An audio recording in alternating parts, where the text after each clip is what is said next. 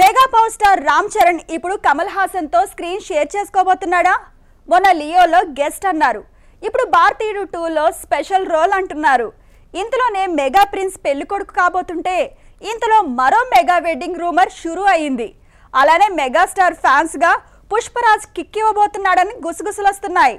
మొత్తంగా ఈ మూడు అప్డేట్స్ లో నిజమెంత? Ram Charan movie game changer ఎప్పుడొస్తుందో గానీ ఈలోపు మాత్రం రకరకాల పుకార్లు వస్తూనే ఉన్నాయి. మొన్న లియోలో చరణ్ గెస్ట్ అన్నారు. అది రూమర్ అని తేలాక ఇప్పుడు కమల్ హాసన్ తో స్క్రీన్ షేర్ చేసుకోబోతున్నాడంటున్నారు. గేమ్ చేంజర్, భారతీయుడు 2 రెండు మూవీస్ తీస్తున్న శంకరే ఇప్పుడు కమల్, చరణ్ ఇద్దరిని ఒకే తెర మీద మెరిసేలా చేస్తున్నాడట. లియోలో గెస్ట్ గా కనిపించమని లోకేష్ అడిగాడో లేదో కానీ శంకర్ మాత్రం చరణ్ ని కామియో కోసం ఒప్పించాడని ప్రచారం జరుగుతోంది.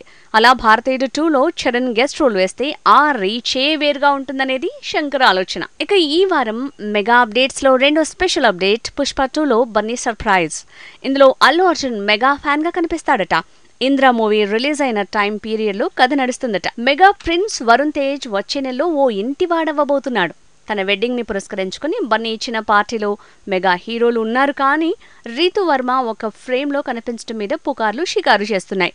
నితిన్ తన వైఫ్ ఆ ఫ్రేమ్ లో ఉన్నారంటే వరుణ్ తేజ్ తో స్నేహం కారణం కావచ్చు, కానీ రీతు వర్మ అపియరెన్సే కొత్త అనుమానాలను క్రియేట్ చేస్తోందంటున్నారు. లావణ్య త్రిపాఠితో ఉన్న స్నేహం వల్లే రీతు వర్మ వచ్చిందా, లేదంటే మెగా హీరోలో ఎవరితోనైనా ప్రేమ ప్రయాణం చేస్తోందా అన్న గుసగుసలు పెరిగాయి. లావణ్య త్రిపాఠి కూడా మొదట్లో ఇలానే మెగా ఈవెంట్లకు వచ్చి చివరికి అసలు విషయం రివీల్ చేసింది.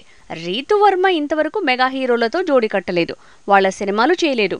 అలాంటప్పుడు తను ఈ స్పెషల్ ఈవెంట్లో కనిపించడం మీదే రూమర్లు పెరిగిపోయాయి.